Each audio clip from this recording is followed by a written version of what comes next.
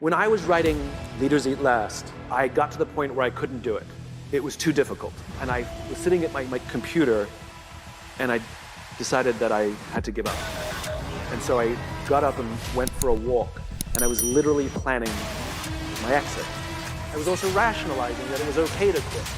I told myself there are thousands, 10,000 books published every single year. No one will miss this one book. I'm not sure why I did this, but I called a friend of mine who at the time was in the Air Force Special Forces, and I don't even think I said hello when he picked up the phone. I simply asked the question, what do you do when you can't complete the mission? And as is his habit, he just started telling me a story. He was a helicopter pilot, and they had a mission in Afghanistan that was a suicide mission. All the intelligence showed that the air defenses were just too great, and none of them were going to come out alive. And it wasn't going to be one of those kill Hitler missions where we're all going to die, but we'll kill Hitler. This is like we're all going to die, and the mission will also fail. And he was preparing his helicopter for this mission, and his wingman turned to him and said, what do we do? We've got lives, we've got kids. Do we refuse to go? What do we do? And my friend turned to him and he said, this is what we signed up for. We go. He asked me, he said, is this book more or less powerful than Start With Why? I said, the research has impacted me greater. It's more powerful. He says, all right, I'm going to tell you a funny story. Before I met you, I'd become disillusioned with the Air Force and I was going to quit. And I found this kooky little book called Start With Why, and it completely re-inspired me. And I decided to stay, and I'm a better leader now than I was before because of that book. And if you're saying that this book is more powerful than the first one, then we need this book. He said, this is what you signed up for. You have no choice. Clearly his mission was scrapped at the last minute. The underlying message of this is what you signed up for, you have no choice, wasn't a mean message. The underlying message was, and I will be here with you. The underlying message was, no matter what, you can call me at any time. I've got your back. And that's the important part. I turned around, went back to my desk, and finished writing that book. Not that night. I mean, it took me months, but I never thought of quitting ever again. As soon as I knew that someone was there, someone had my back. Clearly, our lives are finite. We're born, we die, we come and go. Life is infinite. The game of life will continue with us or without us, which means every single one of us has a choice. We don't get to choose the nature of the game. Life is infinite. We don't even get to choose if we want to play in the game or not. Once you're born, you're in it. We get one choice. Do you want to play with a finite mindset, or do you want to play with an infinite mindset? To play with a finite mindset means waking up every day and say, I'm going to be the best, I'm going to be better than everybody else, I'm going to accumulate more power, more responsibility, more money, whatever it is, whatever your metric is, I'm going to get more than anybody else. Me. And when you die, you take none of it with you.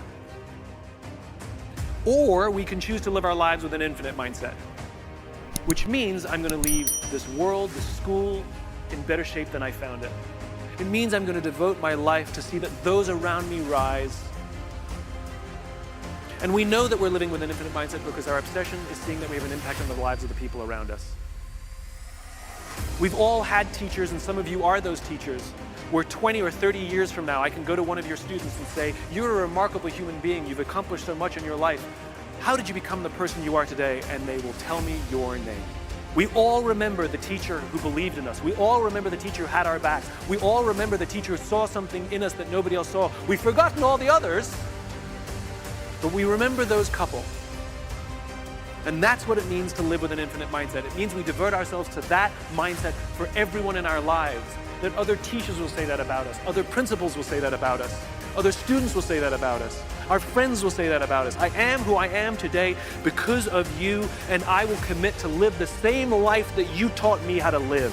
And you will literally live on beyond your own lifestyle, your own lifetime.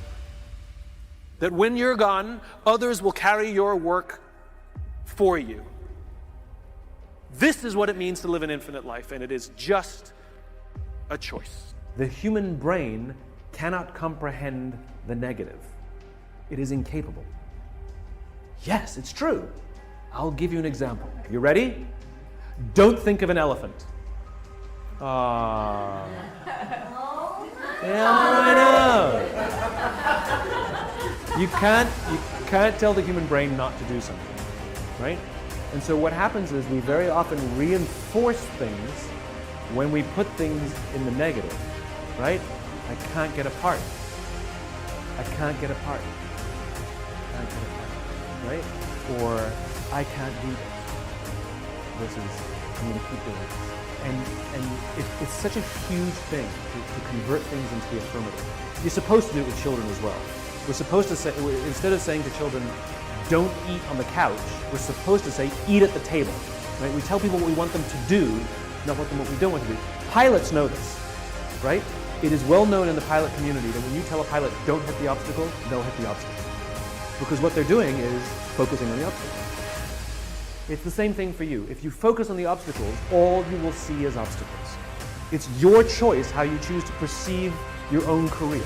It's literally perspective. Finite mindset is everything is about this transaction, this listing. An infinite mindset is I may win or lose this game, I may win or lose this transaction, and there'll be another one, and another one, and another one. And the goal is not to win this one. The goal is to be better and better and better. And what happens is you win more often.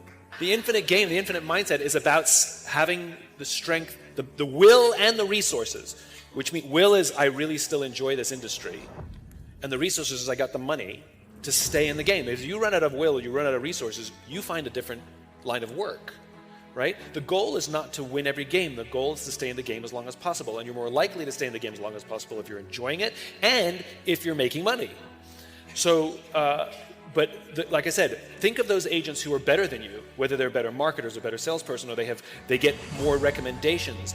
And again, you don't have to like them, but you have to thank them and study them and learn what they're doing, as I said, because their strengths are revealing to you your weaknesses. And sometimes partner with them because you're actually stronger together. But hating them is stupid.